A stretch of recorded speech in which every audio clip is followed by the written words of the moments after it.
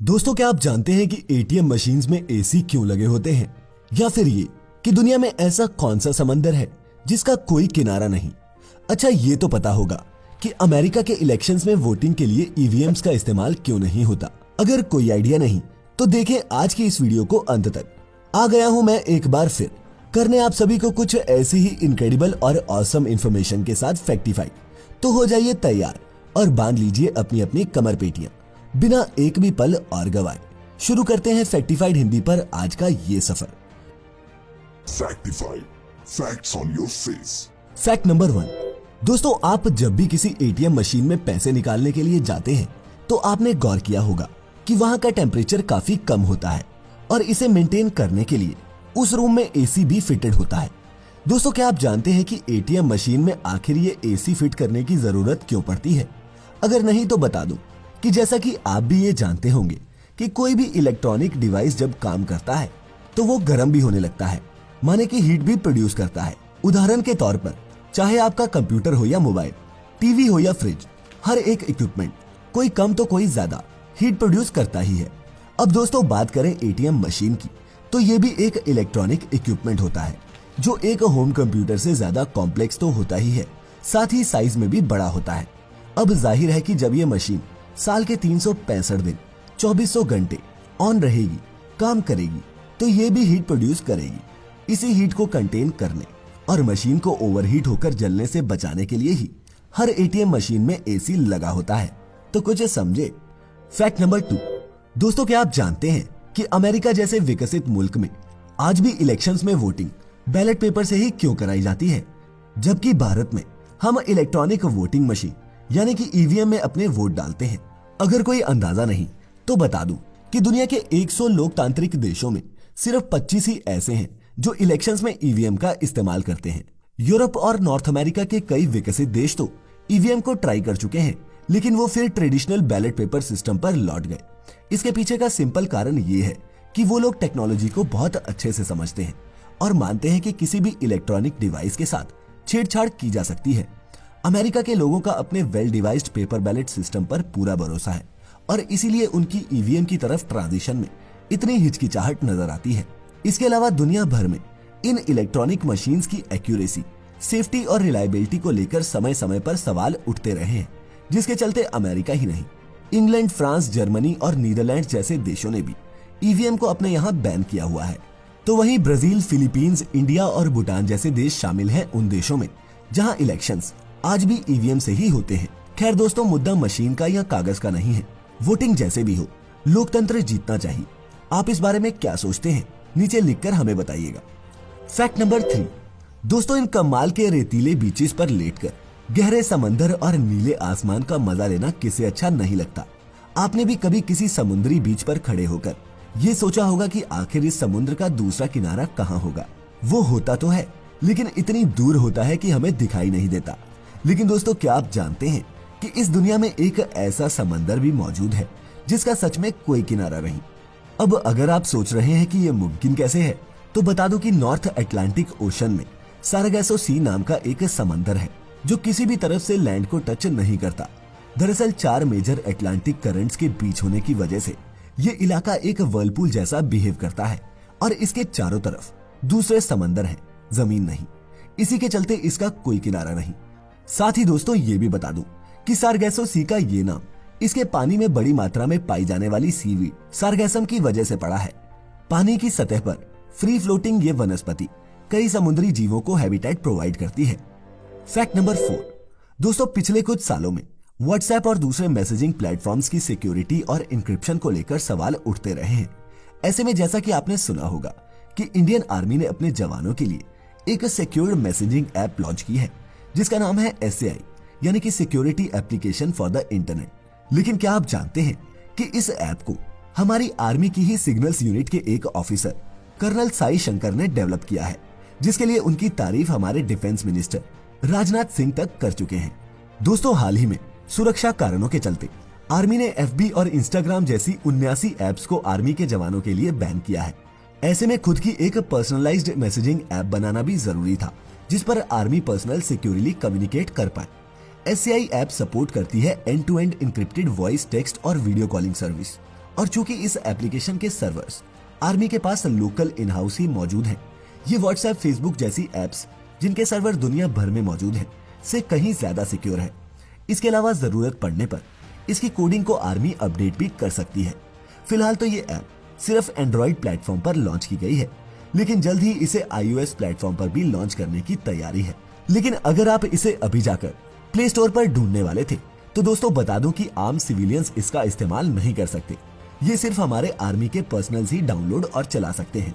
Fact number 5 दोस्तों, ये fact है एक वोडका की बोतल के बारे में जो डेनिश कैपिटल कोपेनहेगन की एक कंस्ट्रक्शन साइट पर जनवरी 2018 में खाली पड़ी पाई गई थी। लेकिन दोस्तों अगर आप सोच रहे हैं कि इसमें क्या खास है, तो बता दूं कि ये बोतल कोई ऐसी वैसी बोतल नहीं थी।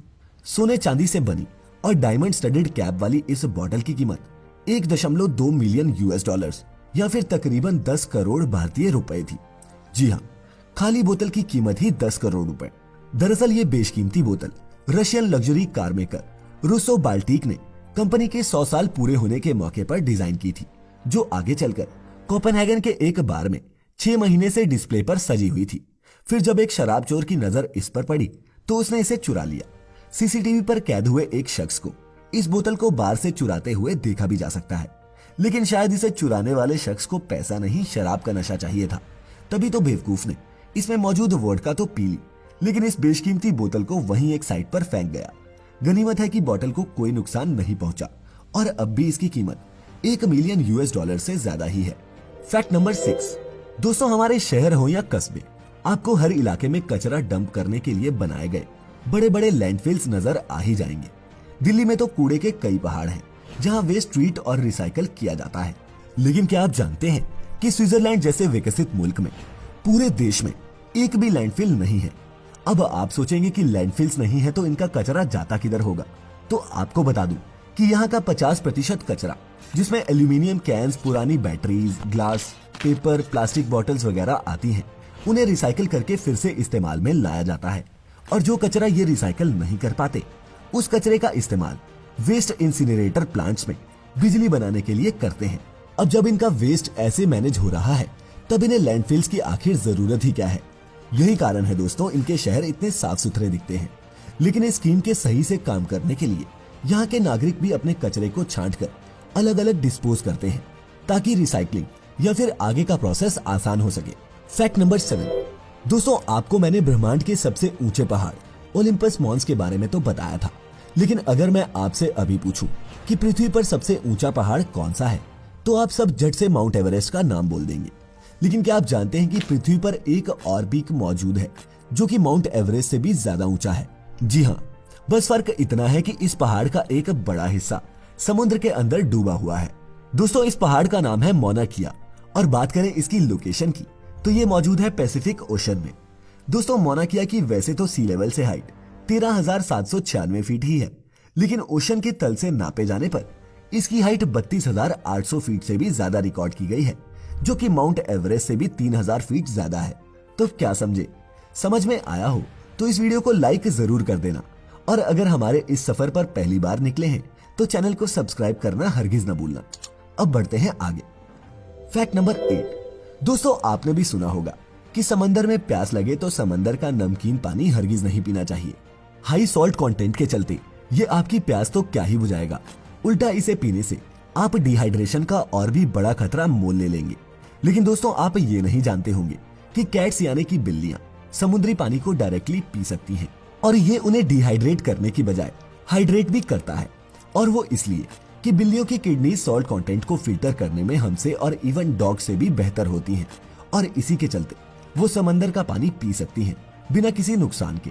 लेकिन इसका ये मतलब नहीं दोस्तों कि अपनी पालतू बिल्ली को नमकीन पानी पिलाना शुरू कर दें। ये तो ऐसा ज्ञान है जो आपके शायद काम भी ना आए, फिर भी फैक्ट है तो है। फैक्ट नंबर 9 दोस्तों, क्या आप जानते हैं कि अंटार्कटिका में सिर्फ कुछ दिन बिताने के बाद आपके दिमाग का साइज छोटा हो जाता है? जी हाँ, हाल ही में अंटार्कटिका से 14 महीने बाद लौटे 9 साइंटिस्ट पर हुई रिसर्च के बाद ये बात दुनिया के सामने आई है कि ये बीहड़ और पृथ्वी का सबसे ठंडा इलाका आपके दिमाग को भी सिकोड़ देता है। यही नहीं, इस रिसर्च में ये भी सामने आया है कि इन वैज्ञानिकों के दिमाग में ग्रे मैटर की वॉल्यूम भी पहले से घट चुकी है। आपकी जानकारी के लिए बता दूं कि दिमाग में मौजूद ग्रे मैटर किसी भी इंसान की पर्सनैलिटी, सही फैसला लेने की क्षमता और सोशल बिहेवियर को इफेक्ट करता है। दोस्तों, साउथ पोल पे जिंदगी इतनी आसान नहीं जैसी हमें और आपको जीने की आदत है। यहाँ शोध के लिए जाने वाले वैज्ञानिक बेहद ठंडे तापमान के अलावा 2400 घंटे बर्फ में महीनों अंधेरे में एक मोनोटोनस लाइफ जीते हैं, जिसमें खुश होने या फिर इमोशनली अच्छा महसूस करने के मौके बहुत कम ही आते हैं। -50 डिग्री सेल्सियस के तापमान में इंसानों को कई सिचुएशंस ऐसी फेस करनी पड़ती हैं जो किसी भी ह्यूमन बॉडी को एक्सट्रीम लिमिट्स तक पुश करने जैसा है। ऐसी कंडीशन में हमारे दिमाग में नए नर्व सेल्स बनने में भी दिक्कत आती है और दिमाग जैसे एक लो फंक्शनिंग मोड में आकर सिकुड़ जाता है। लेकिन आप अभी अंटार्कटिका नहीं गए हो, इसीलिए अपने दिमाग को सिकुड़ने ना दे और गौर से देखें आज का आपका अपना योर ओन फैक्ट जो आज हमें भेजा है बादशाह खान ने। बादशाह लिखते हैं कि जब भी हम खुले नीले आसमान में देखते हैं तब हमें ट्रांसपेरेंट से छोटे छोटे से मूविंग डॉट्स दिखाई देते हैं। वो और कुछ नहीं, हमारे ही व्हाइट ब्लड सेल्स होते हैं। जी हाँ दोस्तों, बादशाह का कहना बिल्कुल सही है। ये मूविंग डॉट्स हमारी इमेजिनेशन नहीं होते बल्कि ब्लू फील्ड एंट्रोपिक फिनोमिनन का रिजल्ट है। अब इसका मतलब समझाता हूँ। दोस्तों, हमारी आंखों में भी कैपिलरीज होती हैं जिनके थ्रू ब्लड फ्लो करता है और ये कैपिलरीज हमारी आंखों में लाइट के रिसेप्टर रेटिना के आगे भी होती हैं। अब हमारे खून में मौजूद रेड ब्लड सेल्स क्या करते हैं कि ब्लू लाइट को एब्जॉर्ब कर लेते हैं और हमारा दिमाग ऐसा एडजस्ट कर लेता है कि हमें इन आरबीसीज की शैडोज भी दिखाई नहीं पड़ती। लेकिन व्हाइट ब्लड सेल्स इस ब्लू लाइट को एब्जॉर्ब नहीं कर पाते, जिस वजह से चाहे हम एक ब्राइट सनी स्काई को देखें या फिर किसी बड़े मोनोक्रोमेटिक एरिया पर नजर डालें, हमें ये व्हाइट ब्लड सेल्स ही टाइनी डॉट्स की शेप में इधर उधर तैरते दिखाई पड़ते हैं। उम्मीद है कुछ तो पल्ले पड़ा होगा। खैर, कोशिश जारी रहेगी अगले हफ्ते भी, जब मिलेंगे कुछ और मजेदार और ऑसम फैक्ट्स के साथ। इसी के साथ खत्म होता है आज का ये सफर। आज के इन फैक्ट्स से कुछ भी सीखा हो तो दोस्तों के साथ भी इस एपिसोड को शेयर कर देना। मिलेंगे अब नेक्स्ट वीक नेक्स्ट एपिसोड में। तब तक के लिए खुश रहें, खुश रखें और वीडियो अंत तक देखने के लिए आप सभी का बहुत बहुत शुक्रिया।